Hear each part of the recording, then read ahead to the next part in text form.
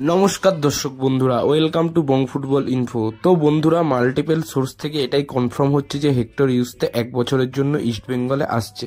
তো ইস্টবেঙ্গলে হেক্টর ইউসতে আসলে ইস্টবেঙ্গলের জন্য কতটা ভালো হতে পারে বা কি কি মাইনাস পয়েন্ট আছে সেগুলো নিয়ে সব আমরা এই ভিডিওতে কথা বলবো।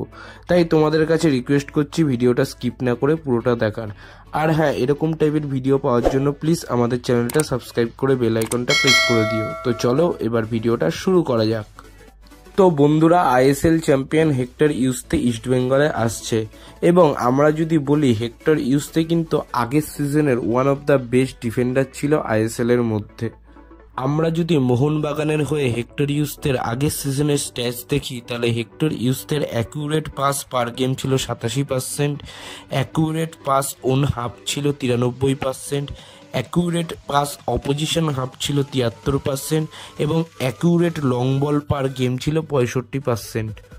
সুতরাং পাসিং দেখে বোঝা যাচ্ছে যে হেক্টর ইউসতে কিন্তু একজন ভালো বল প্লেয়িং ডিফেন্ডার।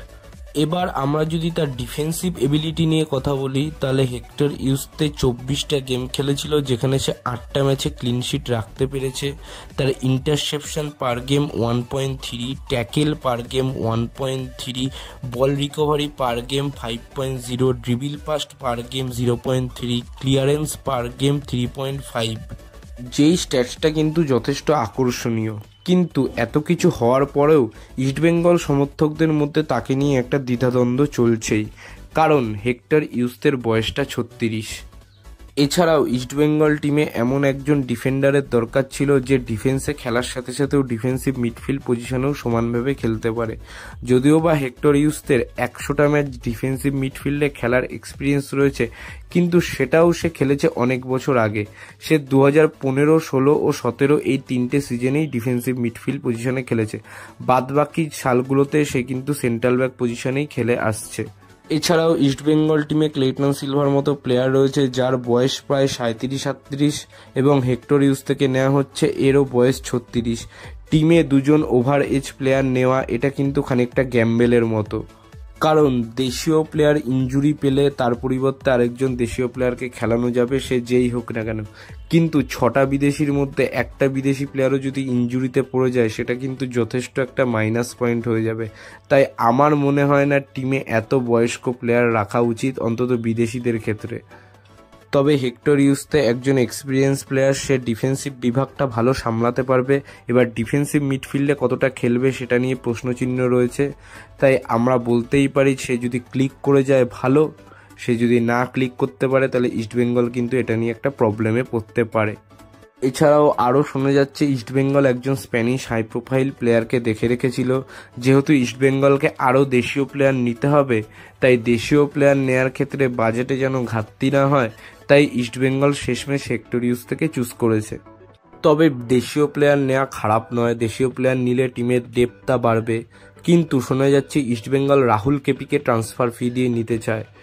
যেই টিমে বিষ্ণুর মতো একজন প্লেয়ার রয়েছে, সায়ন ব্যানার্জি রয়েছে এবং অমন সিকের মতো তরুণ তুর্কিরা রয়েছে, সেই টিমে আবার রাহুল কেপিকে আনাটা, তাও আবার ট্রান্সফার ফি দিয়ে, এটা কিন্তু একটু বেশি বেশি হয়ে যাচ্ছে বলে আমার মনে হয়।